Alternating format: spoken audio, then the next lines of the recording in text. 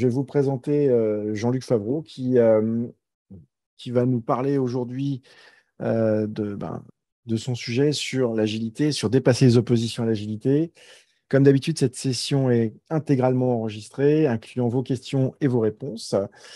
Comme d'habitude, vos micros seront coupés pendant toutes les représentations. N'hésitez pas à utiliser les questions-réponses pour poser toutes vos questions et je me ferai un plaisir de les reposer à la fin. Et avant de passer la parole à Jean-Luc Favreau, nous allons remercier nos sponsors Gold, Michelin, Valence, MBCS, ZenValue, ainsi que le PMI France, et toutes les associations qui sont aussi partenaires, qui ont permis l'existence de ces 2 jours du PIAF. Je voulais aussi remercier tous les bénévoles qui, sans les speakers, sans les sponsors et sans bénévoles, euh, il y aurait pas ce genre d'événement. Comme d'habitude, c'est un tabouret, il faut les 3 pieds.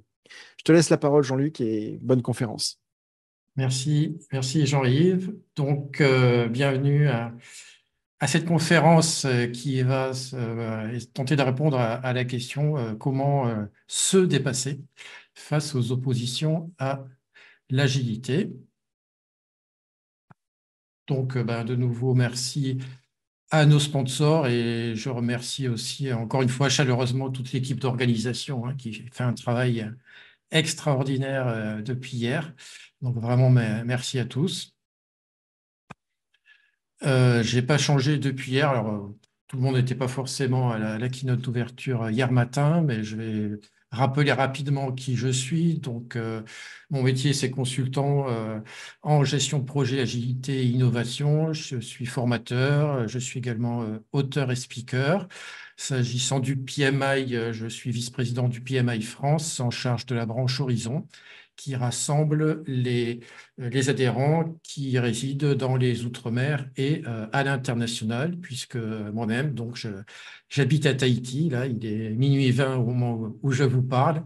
Donc, je travaille principalement à Tahiti où j'habite. Je me déplace régulièrement en Nouvelle-Calédonie et puis plus globalement, j'interviens à peu près dans le monde entier. Et ce qu'on voit en dessous, c'est rapidement eh bien, le PMO Guide 7e édition, dont je suis l'un des 12 co-auteurs. J'ai eu cette chance-là. Et avec 2 amis de cette équipe-là, on a enchaîné avec la rédaction d'un autre livre qui est la préparation au nouvel examen de certification CAPM. Donc ce livre paraîtra le 8 avril.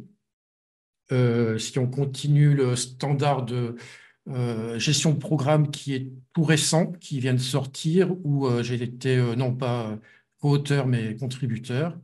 Et puis à droite, alors c'est mon petit trophée qui est mon badge de speaker au, au PMI Global Summit qui a eu lieu à Atlanta en octobre 2023.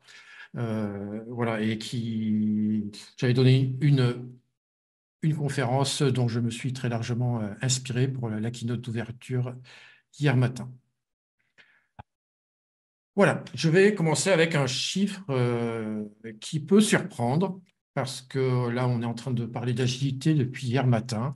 Je pense que pour beaucoup de personnes et beaucoup de participants, l'agilité, c'est une évidence. Dire c'est comme ça que maintenant les organisations devraient travailler, c'est comme ça qu'on progresse, c'est comme ça qu'on fait face à un environnement incertain et changeant. Et pourtant, et pourtant, 47% des transformations agiles échouent. Donc, cette statistique, je la tiens de Jeff Sutherland, qui est co-créateur de Scrum. Donc, on ne peut pas le soupçonner de vouloir saboter l'agilité, bien loin de là. Donc, il avait dit ça lors du Scrum Summit de 2020 et lui-même s'appuyait sur des informations de Forbes et du MIT. Alors, j'ai vu des choses encore moins optimistes, mais voilà, on va rester sur cette idée que toutes les transformations agiles ne réussissent pas, loin s'en faut. Alors, face à ces échecs, parce qu'il faut bien appeler ça des échecs, euh, ce que j'entends, moi, de pas mal de coachs agiles, C'est oui, mais alors ça n'a pas fonctionné parce que c'était à cause du top management de l'entreprise qui n'a rien compris, qui est complètement obsolète d'un point de vue état d'esprit. Ou alors c'est à cause du middle management qui veut rester sur ses acquis de pouvoir, etc. Ou alors c'est à cause des grosses boîtes de conseil qui viennent pour faire de l'argent, mais qui font n'importe quoi. Euh, Autre variante, c'est à cause des frameworks. Voilà. Oui, mais ils ont utilisé Safe, donc forcément, ça n'a pas marché. Ils ont utilisé tel autre framework, donc c'est vraiment à cause de ça que la transformation n'a pas bien marché.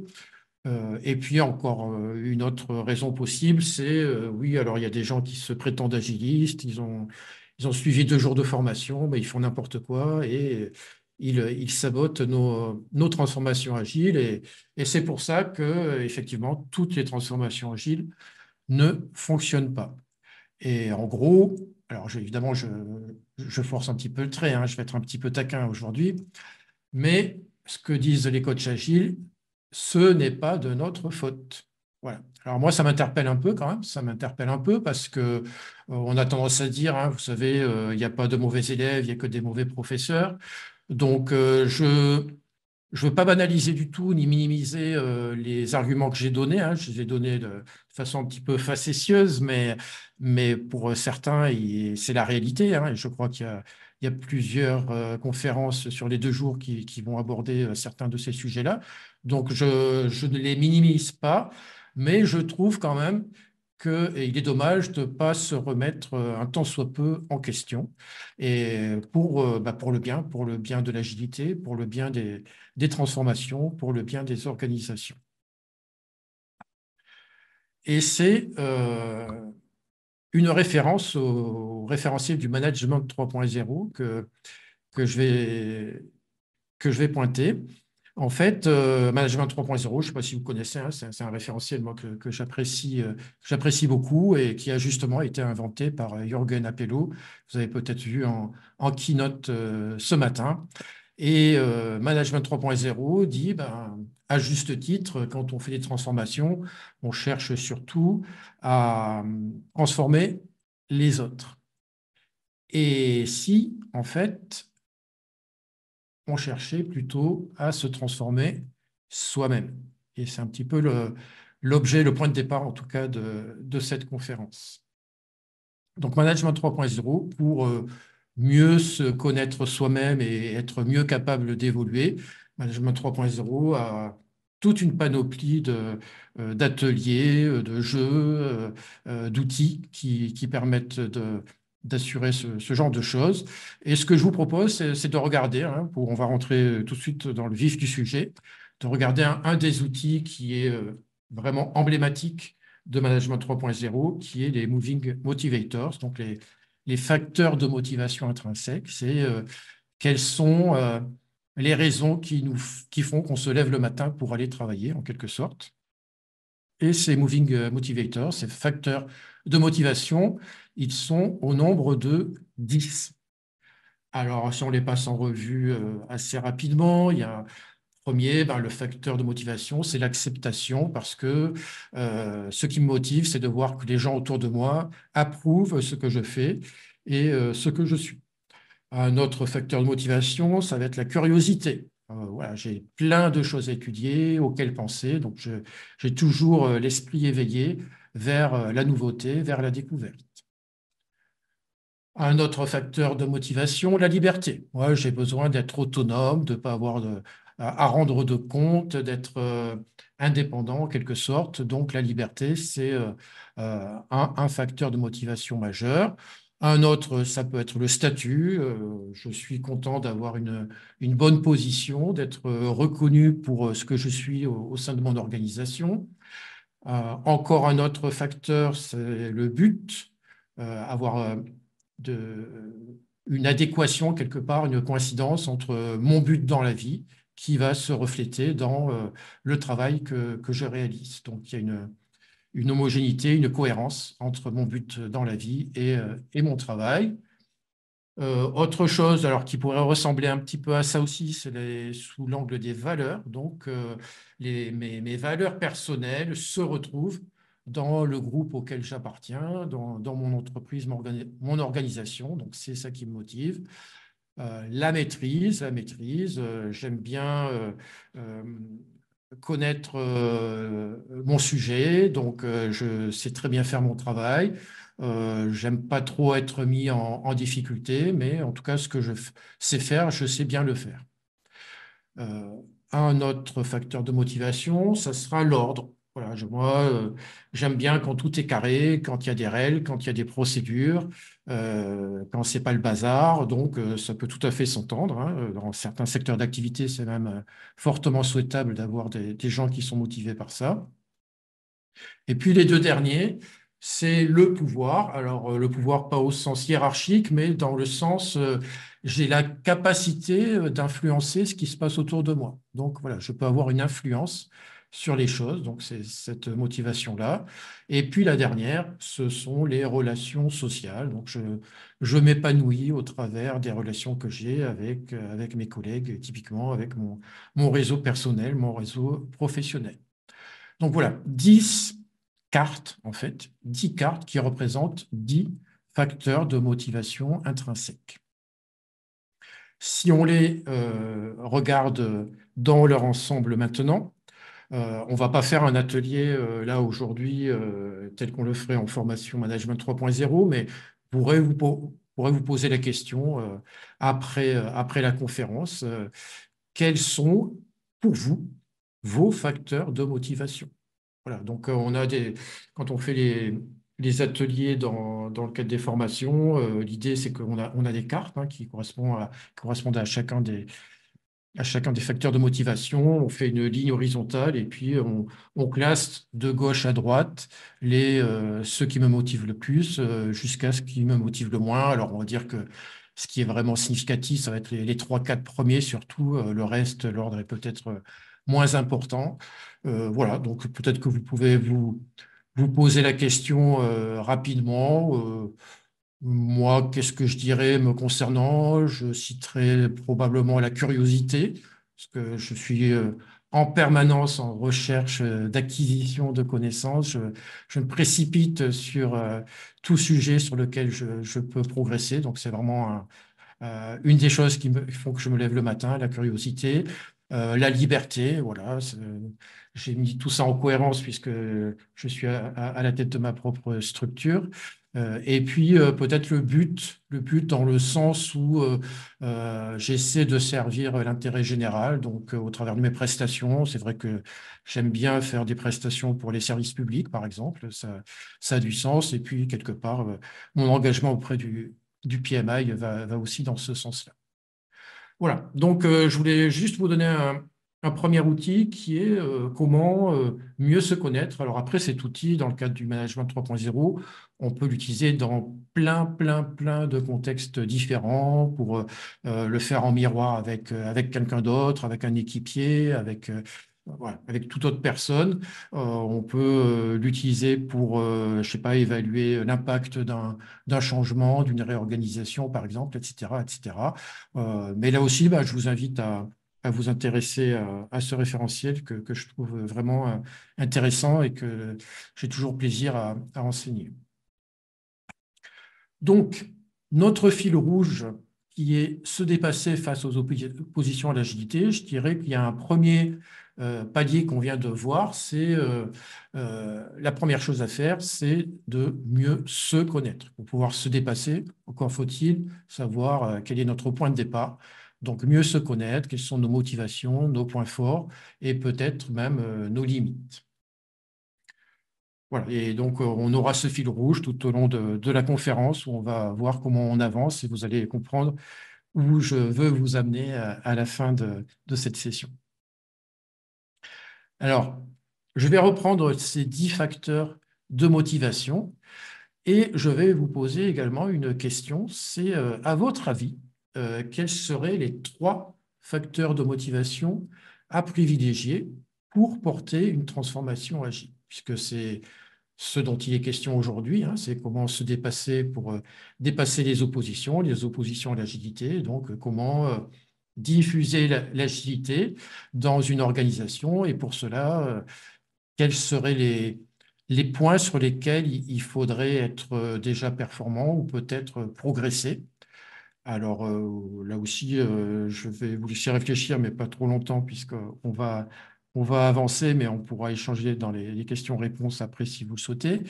Je vais vous faire une proposition, moi qui me semble à peu près logique. Ce serait la curiosité, parce que pour moi, quand on doit mener une transformation quelle qu'elle soit, on doit être curieux, alors curieux au sens curieux de l'autre, comprendre dans quel environnement on arrive. Donc s'intéresser, pas arriver avec une solution toute faite, mais s'intéresser au contexte dans lequel on va évoluer. Le but, alors là, je dirais que c'est dans le sens, il faut savoir quel est le but de la transformation que l'on veut mener, que l'on veut accompagner. Et puis le troisième point, j'ai mis relations sociales. Alors par extension, c'est l'humain, puisque dans les transformations, évidemment, qu'elles soient agiles ou d'une autre nature, l'aspect humain est fondamental et on va y revenir très amplement. Et justement, l'humain, il est là. Ce que vous voyez à l'écran, en fait, c'est un slide qui a été partagé récemment par Pierre Lemant, donc le président et directeur du PMI Monde.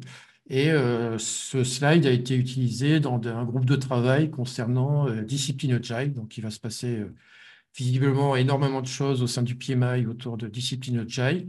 Et juste l'exemple qui est là illustre ce que je viens de dire, c'est-à-dire que, vous voyez le titre, hein, c'est les transformations agiles vont requérir un effort qui va porter à 80-85% sur les individus et les interactions. Donc vraiment, le cœur de l'effort, il est dans les relations, dans la compréhension des personnes, dans l'accompagnement des personnes, dans l'évolution des mentalités, plus que dans les processus. Hein. Donc, est-ce qu'on fait du Scrum, est-ce qu'on fait du Kanban, est-ce qu'on fait du Safe?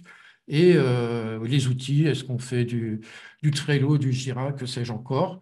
Donc, voilà, ce qui ne veut pas dire qu'on n'a pas besoin de framework et qu'on n'a pas besoin d'outils. Bien entendu, on en a besoin, mais l'effort de la transformation touche vraiment à l'humain, comme on le voit dans ce slide.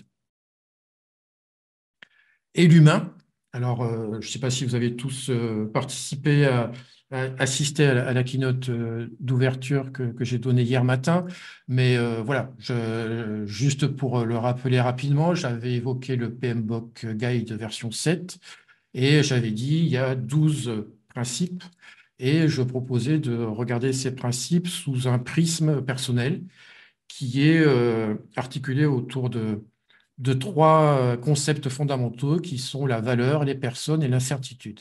Et là, ce que vous voyez, que j'avais exprimé hier, c'est que 5 des 12 principes du PMBOK Guide sont orientés sur les personnes, sur l'humain. Voilà, donc c'est vraiment important. Je veux vraiment mettre en évidence ça. Et c'est une tendance générale hein, du PMI. On l'a vu avec le slide précédent de Pierre. On le voit avec le PMBOK Guide. Où on a vraiment fait ressortir l'aspect humain de la gestion de projet, même si on a toujours évidemment besoin de processus et d'outils.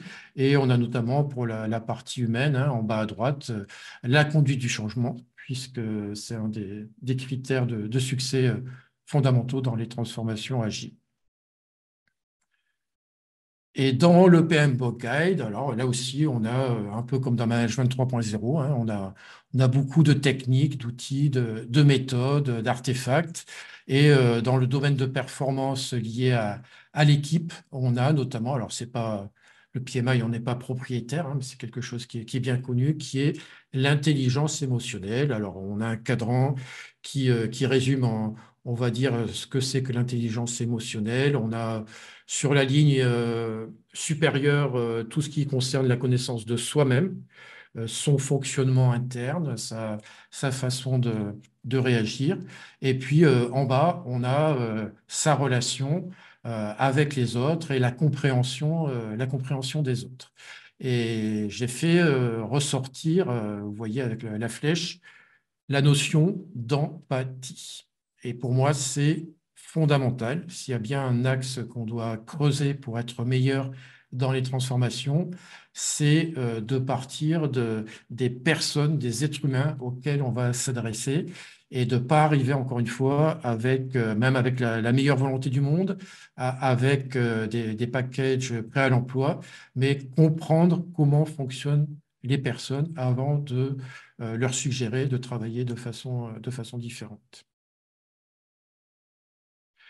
Et je continue sur cet aspect humain. Vous voyez, j'ai parlé de l'humain au travers de discipline Agile, je viens d'en parler au travers du PMBOK Guide, et chaque année, le PMI sort un rapport qui résume les tendances du moment en matière de gestion de projet. Et donc, ça s'appelle Pulse of the Profession.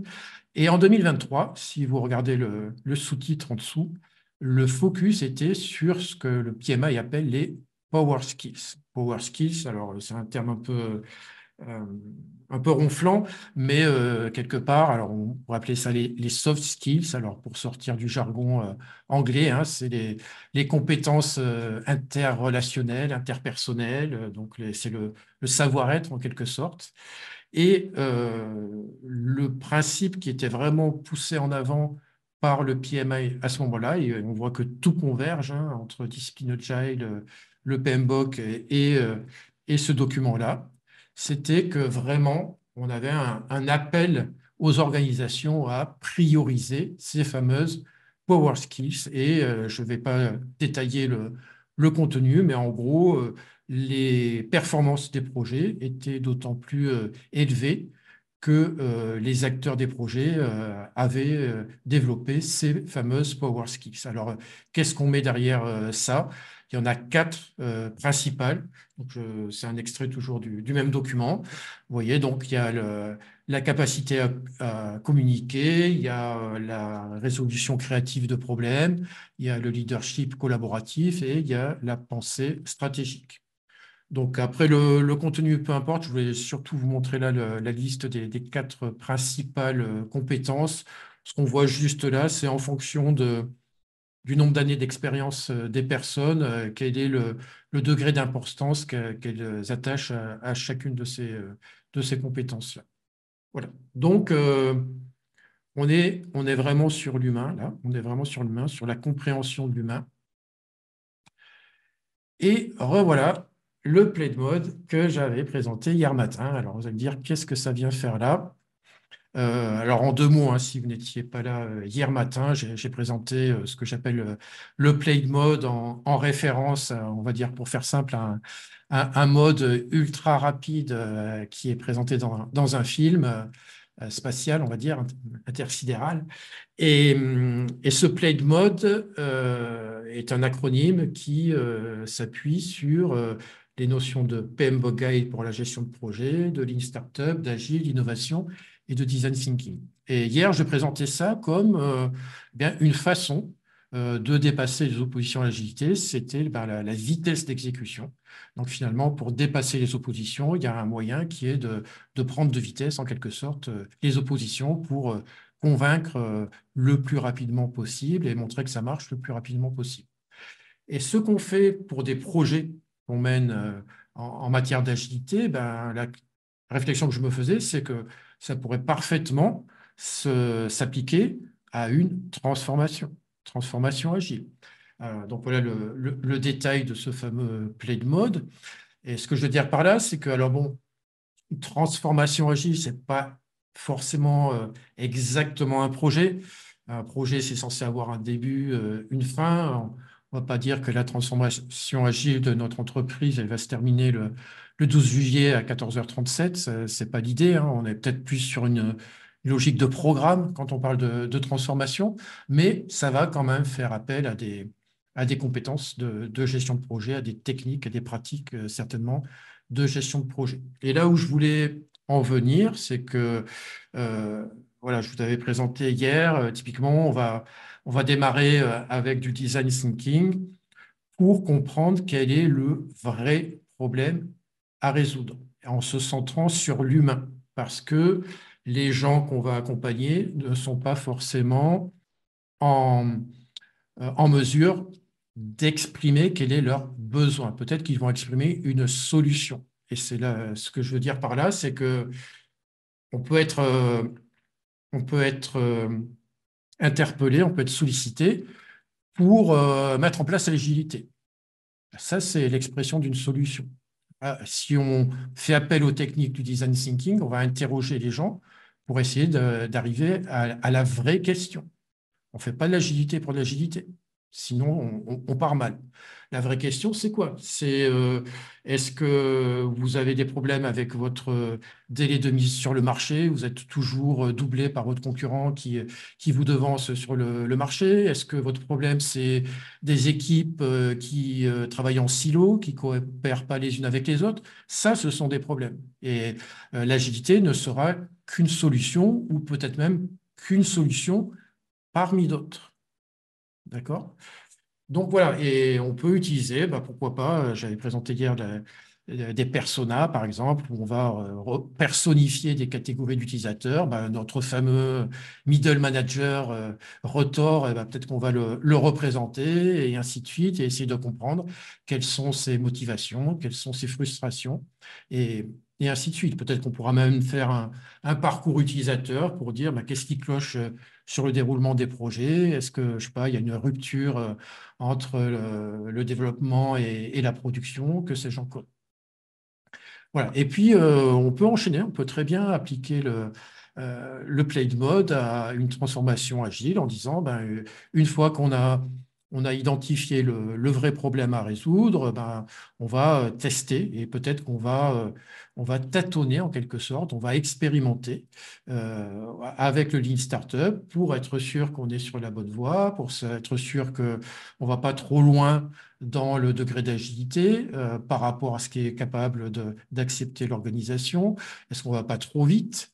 Et puis, bah, peut-être que l'agilité, elle pourrait suivre un déploiement suivant une logique Scrum. Alors, je ne suis pas en train de dire qu'on a exactement un Scrum Master, un Product Owner des développeurs, mais dans l'idée d'avoir un cadencement en disant qu'on va déployer l'agilité de façon progressive, typiquement sur un axe qui serait le degré d'application d'agilité et un deuxième axe qui serait le nombre de personnes concernées. Voilà, donc ce sont des idées pour le déploiement de l'agilité. Donc, on a franchi un deuxième palier dans notre fil rouge, hein, c'était d'abord mieux se connaître. Et là, vraiment, ce que je suggère, c'est de faire preuve d'empathie pour comprendre où on met les pieds et pour se focaliser sur l'humain. Parce qu'on ne va pas transformer une entreprise, on va transformer des personnes qui sont dans l'entreprise, qui sont dans l'organisation au sens large du terme. Et comme je le disais, là, je vais cette fois-ci m'appuyer sur un autre référentiel que j'apprécie beaucoup, que j'avais notamment évoqué l'an dernier lors de ma conférence pour le PIAF également. C'est le mouvement agnostique Agile, que j'apprécie beaucoup, que je ne vais pas détailler ici et maintenant, mais je vais mettre en exergue deux principes. Le numéro 9, qui est se souvenir que l'agilité n'est pas une fin en soi. Donc, je trouve ça remarquable de la part des gens qui se veulent agilistes, hein, agnostiques agile, et qui disent, ben, dans certains cas, peut-être que des modes de fonctionnement plus traditionnels seront plus adaptés ou des modes hybrides seront plus adaptés pour répondre aux vrais problèmes, j'insiste bien, au vrai problème qui est posé et non pas à la solution toute faite qui serait potentiellement l'agilité. Et le principe numéro 10 que j'apprécie aussi, c'est reconnaître que le dogmatisme n'est pas agile, hein. Je voudrais qu'on sorte une bonne fois pour toutes c'est le dogme défendu par certains, hein. J'en fais évidemment pas une généralité, disant bah, que l'agilité, c'est tout beau, c'est tout moderne, et puis le reste, c'est obsolète, c'est ringard. Non, non, il y a des choses qui fonctionnent plus ou moins bien en fonction des contextes, et notre objectif, c'est de créer de la valeur dans un contexte donné, c'est pas de mettre en place l'agilité à marche forcée et à tout prix. Et donc, il faut s'adapter. Il faut s'adapter. Donc, peut-être que la solution, comme c'était indiqué dans Agnostic Agile, peut-être que la solution, c'est pas l'agilité pure à 100%, c'est quelque chose qui va être hybride. Et le PMBOK Guide 7 nous donne des outils pour s'adapter, pour adapter la façon de travailler en fonction du contexte. Donc, je vais pas le détailler ici non plus, hein, je vous tends des perches et puis vous pourrez approfondir les choses plus tard si vous le souhaitez. Donc, dans le PMBOK 7, on dit, ben voilà, on va partir d'une approche qui nous paraît la plus adaptée à notre contexte, et puis on va adapter cette approche à l'organisation et peut-être même au projet, et ensuite faire évoluer notre façon de travailler au fur et à mesure qu'on constate les choses qui fonctionnent et celles qui ne fonctionnent pas. Et quand je dis au tout début, on va choisir une façon de travailler, une approche au départ, eh bien là, c'est l'Agile Practice Guide qui était paru en même temps que le PMBOK 6, hein, alors, qui est livré comme un package, mais qui vit sa propre vie aujourd'hui en tant qu'Agile Practice Guide, qui proposait un radar, vous voyez, un radar avec différents critères, différents scores sur un axe concernant l'équipe, les caractéristiques du projet, les caractéristiques de l'organisation, et en fonction des scores qu'on avait sur les différents axes, vous voyez, une forme géométrique pardon, qui apparaît au milieu. Et voilà, donc si on était au milieu, on préconiserait plutôt de partir en mode agile, au milieu en mode hybride, et à l'extérieur plutôt un mode prédictif. Et puis l'hybridation peut prendre des tas de formes telles que celles qui sont indiquées à droite et sur lesquelles je ne vais pas m'appesantir. Et ça m'amène en fait je vous ai parlé du Pulse of the Profession 2024, à celui de 2023 tout à l'heure, et voici celui de 2024. Pour tout vous dire, j'ai ajouté ça très récemment au support de cette présentation parce que je trouve que c'est passé complètement inaperçu, alors que ça contient pour moi des informations, je dirais, thermonucléaires. Alors, c'est peut-être pas les bons termes en ce moment, mais voilà. Ce qui est un peu trompeur, vous voyez le titre. Le titre, c'est en gros, ça parle du télétravail versus le travail au bureau dans l'entreprise.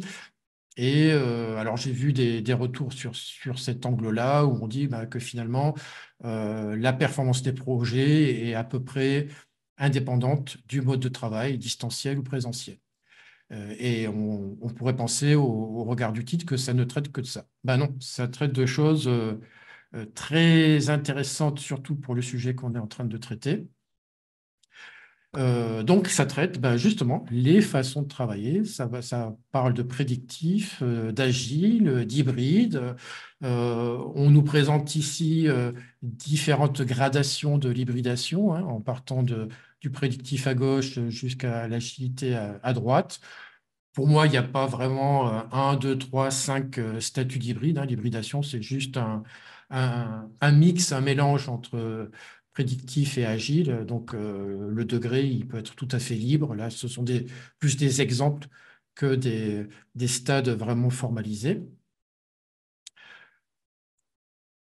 Et voilà, un premier élément qui est intéressant, c'est ce que vous voyez, l'évolution au cours du temps des différentes approches. Donc, vous voyez en haut, en bleu, c'est la tendance pour les approches prédictives.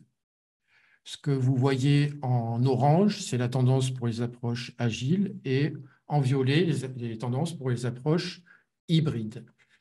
Et voilà. Alors, on ne sait pas encore si c'est une tendance ou si c'est un accident de parcours, hein. On ne peut pas se prononcer, hein. C'est qu'entre 2022 et 2023, toujours est-il qu'on voit que l'agilité qui était en phase de croissance, eh ben, elle a peut-être, je dis bien peut-être, atteint, on va dire, un pic. C'était un peu l'objet de ma conférence l'an dernier. Elle est toujours accessible en replay si ça vous intéresse, hein. Je me posais la question de est-ce qu'on est à la fin d'un cycle en matière d'agilité? Et là, la question se pose parce que au-delà de ce qui pourrait être juste un petit accident de parcours, hein, et on n'est pas en train de dire que l'agilité va disparaître, hein, on en est encore loin, bien évidemment. Ce n'est pas du tout l'esprit. Mais en tout cas, moi qui suis connecté avec pas mal de correspondants aux États-Unis, en Australie, en Nouvelle-Zélande, je perçois des signaux faibles. Alors, je ne sais pas si c'est encore le cas en France. On a parfois des décalages au Canada ou en Afrique ou peu importe.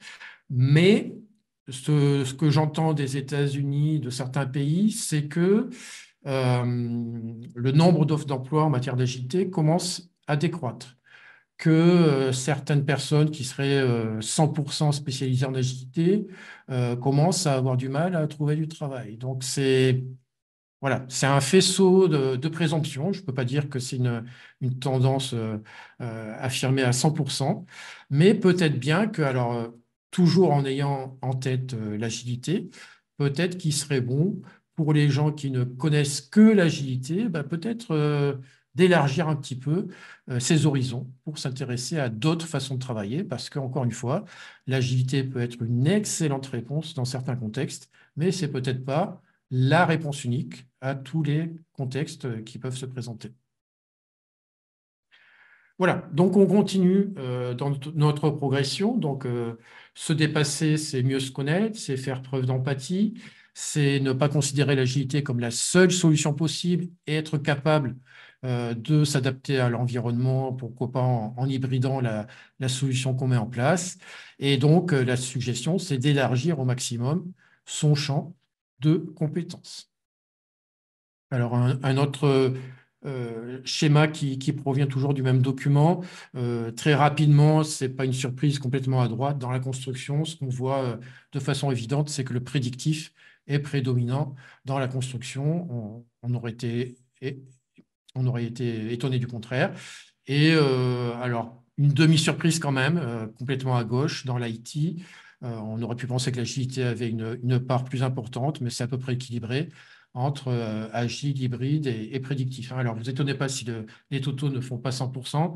En fait, on a demandé, on a interrogé les entreprises pour savoir quelles étaient les approches principales qu'ils utilisaient. Donc, il pouvait y avoir parfois plusieurs réponses de la part des entreprises. Et là, voilà, notre bombe thermonucléaire, elle est là, elle est sous vos yeux. Ce qui ressort de cette étude, tenez-vous bien, c'est que, en fait, euh, le fait d'utiliser une approche prédictive, hybride ou agile n'a quasiment pas d'impact sur la performance des projets. Alors qu'on a eu jusqu'à présent le Chaos Report, enfin que sais-je, on a eu des informations qui montraient d'énormes différences entre les différentes approches. Là, on dit, alors pour expliquer un peu plus, hein, le taux moyen de performance des projets est de 73,8% pour les entreprises qui ont été interrogées. L'idée étant, c'est est-ce que les projets ont répondu ou ont atteint les objectifs métiers? C'était au-delà de dire ça a respecté exactement le périmètre, exactement le budget, exactement le délai, c'est est-ce qu'on a atteint les objectifs métiers?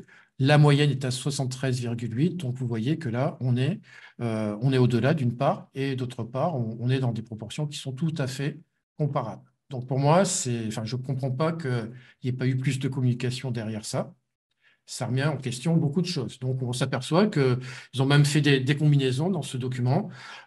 Si on croise présentiel, distanciel, prédictif, hybride, agile, on arrive à peu près aux mêmes performances. D'où la question, ben, comment on peut faire pour améliorer la performance des projets, sur quoi devraient porter plus les tendances, hein. Alors, mon interprétation quand même, hein, c'est de dire si on a ce degré de performance, c'est aussi parce que je pense que les entreprises apprennent petit à petit à choisir la bonne approche.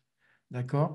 Peut-être qu'avant, je sais pas, on avait un taux d'échec important sur le prédictif parce qu'on avait utilisé du prédictif là où on aurait dû utiliser de l'agile. Vous voyez ce que je veux dire? Donc, si on fait le bon choix en matière d'approche, eh ben, globalement, on a de meilleures performances sur les résultats des projets. Et voilà en fait les leviers que ce document propose, et on arrive à la fin, c'est alors des leviers justement des enablers en bon anglais, donc on va dire, on pourrait appeler ça des leviers justement, ou des catalyseurs quelque part. L'idée, c'est quoi? C'est de dire que ce qui va vraiment faire la différence entre deux organisations, ce sont les organisations qui vont être en mesure de développer les capacités de leur personnel, de leurs employés. Et donc, pour développer les capacités des employés, ils vont faire appel à un ou plusieurs catalyseurs. Donc là, vous avez une liste de catalyseurs, donc proposer aux employés du coaching, du mentoring, proposer des formations, proposer de mettre en place une communauté de pratique, etc. Et vous voyez à droite l'impact, donc toujours par rapport à cette moyenne de 73,8, on a une meilleure performance des projets si on propose eh bien, des catalyseurs qui permettent d'augmenter les capacités des employés. Et là où c'est encore plus discriminant, ce que vous voyez en deux mots dans ce schéma, c'est que tout en bas, vous voyez les entreprises qui ne proposent aucun catalyseur ont des performances sur leurs projets qui sont en deçà de la moyenne. D'accord. Je rappelle toujours 73,8 hein, qui est rappelé au milieu du schéma. Et en fait, les entreprises qui sont vraiment performantes et qui font la différence sur la performance de leur projet, c'est celles qui mettent en œuvre trois ou plus catalyseurs pour développer les capacités de leurs employés. Le catalyseur, je rappelle, ça peut être du mentoring, ça peut être de la formation, ça peut être des communautés de pratique et ainsi de suite. Et voilà, donc on arrive à la fin. Donc, pour se dépasser face aux oppositions à l'agilité, en résumé, mieux se connaître, parce qu'on a peut-être des motivations, des points forts et des limites dont on n'était pas forcément conscient au départ. Très important, faire preuve d'empathie, parce que quelque part, il faut mieux comprendre les personnes auxquelles on va s'adresser. Ne pas considérer l'agilité comme la seule solution, alors qu'on ne se méprenne pas sur mon discours. Hein. Je suis convaincu que l'agilité, c'est une solution qui est merveilleuse et qui fonctionne du tonnerre dans certains environnements, hein, d'où ma proposition d'hier de Plaid, mais ce n'est pas forcément la seule et unique solution à proposer, d'où l'intérêt pour quelqu'un qui serait coach agile à 100% agile, peut-être, d'élargir son champ de compétences, ce qui améliorera encore plus son empathie, parce que si on sait en quoi consistent les approches prédictives, les approches hybrides, on pourra peut-être mieux comprendre le contexte dans lequel on évolue et mieux élaborer des solutions qui seront adaptées à ce contexte-là. Et enfin, le vrai levier de performance, si on doit accompagner une transformation, ça serait accompagner les organisations pour qu'elles passent à un statut d'organisation apprenante, donc orientée vers l'augmentation des capacités de leurs employés. Et voilà. Donc, je crois que je suis juste dans les temps. J'ai terminé.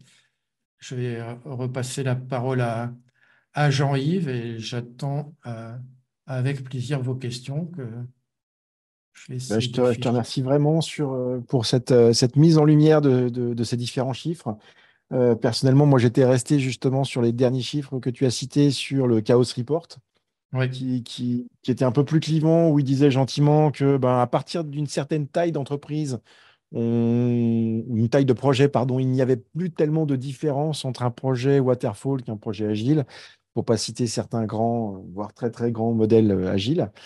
c'est ça. Je vous invite à suivre ce QR code pour aller donner des feedbacks sur cette conférence de Jean-Luc, que moi j'ai particulièrement appréciée, particulièrement inspirante. Si vous avez des questions, n'hésitez pas. Pour l'instant, j'ai vu pas vraiment des questions, mais plus des interrogations et des états. Donc, si vous avez des questions, c'est le moment.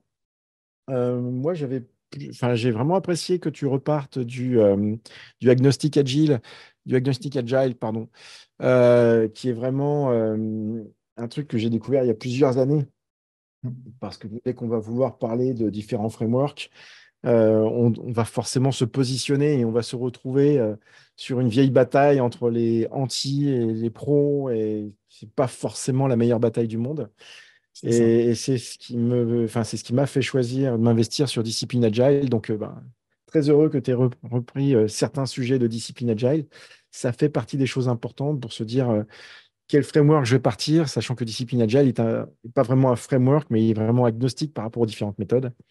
Et suivant les outils, vous allez même vous retrouver sur du cycle en V dans les différents questionnaires où on va vous dire, par rapport à votre choix, le meilleur choix pour vous, ça sera le cycle en V.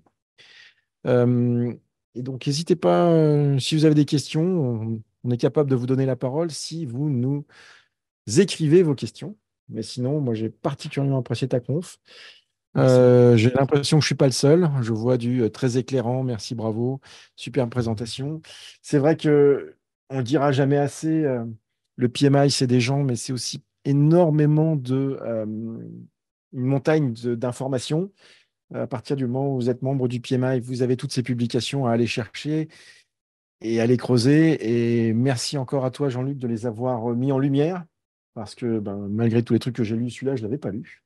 Et Mhm. ces 41 pages sont vraiment inspirantes. Le lien dans le chat, on va vous trouver un lien, mais je crois que je vais vous mettre le lien tout de suite dans le chat. Mais je crois que pour utiliser ce lien, il faut être membre, si je me souviens bien. Si vous n'êtes pas membre du PMI, ça risque d'être un poil compliqué. Et si vous avez d'autres questions, il vous reste encore une minute pour les poser. Sinon, il ne me reste plus qu'à te remercier.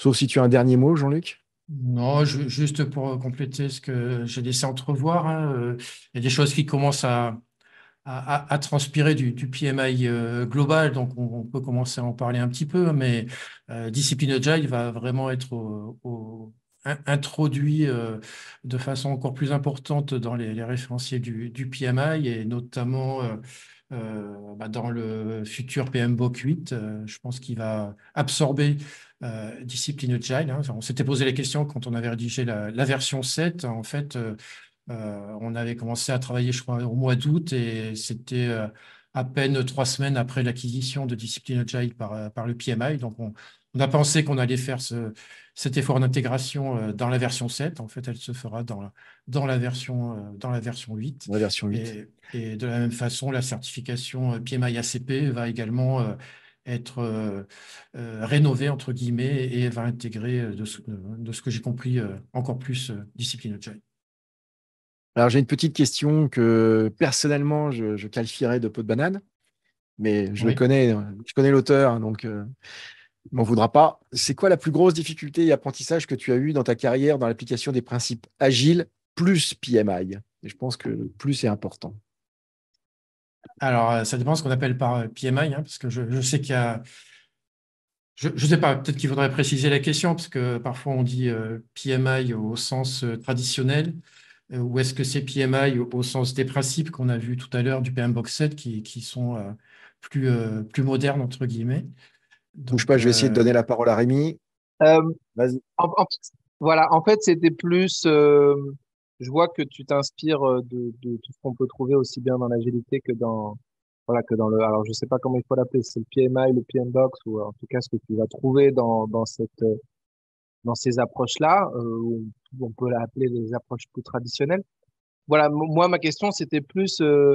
C'est quoi finalement, en lien avec ta conférence, hein, euh, les oppositions à l'agilité, tout ça. C'est quoi la plus grosse difficulté que tu as rencontrée justement en termes d'opposition à ce que tu as pu apporter? Et peut-être même qu'un jour tu t'es enfin tu t'es bien planté et ça t'a créé un bel apprentissage. Voilà. C'est une question un peu vaste, mais je sais pas comment la poser autrement. d'accord, bah merci de l'avoir posé. Alors, j'essaye de réfléchir vite. L'agilité, donc, bon, c'est quelque chose qu'on met en place souvent au niveau d'une équipe. Et puis, alors, ça me fait penser d'ailleurs de la même façon que je dis, là, Jürgen Appelo est le créateur de Management 3.0. J'avais eu un échange il y a quelques années avec Jürgen sur LinkedIn, mais je n'ai pas réussi à le trouver parce que c'était il y a trop longtemps. Et c'était justement, et on était tout à fait convergents là-dessus, c'était dans l'idée de dire les transformations, si c'est du 100% top-down, ça ne marche pas. Si c'est imposé par la direction, ça ne marche pas. Pour autant, il faut sensibiliser la direction. Et donc, souvent, ça part d'une équipe, bottom-up, on va dire, quelque part. Et après, il y a quelque part un espèce de momentum qui est que ça commence à fonctionner en bas. Et puis, ça se heurte aux frontières non agiles. Et c'est là que le top management doit prendre le relais pour prendre ses responsabilités et déployer de façon plus large l'agilité, si tel est son souhait en tout cas. Et dans cette phase un peu transitoire, un peu dangereuse, où on a juste une équipe qui évolue en mode agile et qui est noyée dans un monde non agile, parmi les plus grosses oppositions que j'ai trouvées, c'était souvent le service juridique, le service achat, pour tout ce qui est contractualisation. Donc, bon, pour eux, il nous faut un cahier des charges.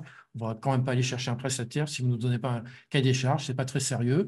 Et voilà, donc c'est vrai que enfin, le métier de juriste, le métier d'avocat, pour avoir travaillé pour des avocats déjà, hein, c'est d'essayer de tout prévoir le maximum à l'avance, de se prémunir de tous les risques.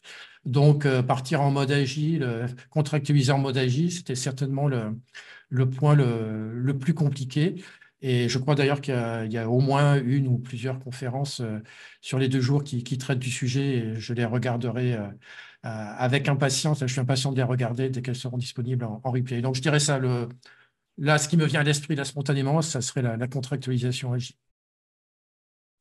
Mon petit doigt me dit qu'une autre conférence qui a eu lieu ce matin avec des Lyonnais, pour ne pas les citer, Ah, ils ont parlé de contractualisation. ah, voilà, Je pense à Damien Bonhomme et à c'est pas Alfred grave. Almandra. Voilà, Ok, Alfred. ouais, donc je regarderai avec grand plaisir dès que ça sera disponible. Oui. Bien, avec grand plaisir. Il ne me reste plus qu'à vous souhaiter un très bon appétit à tous. Merci Rémi, merci à toi Jean-Luc pour cette belle conférence, très Merci à inspirante. tous. Merci beaucoup. Et il ne me reste plus qu'à te souhaiter une bonne fin de journée, un bon début de nuit. Ouais, merci bien. Au À revoir. bientôt.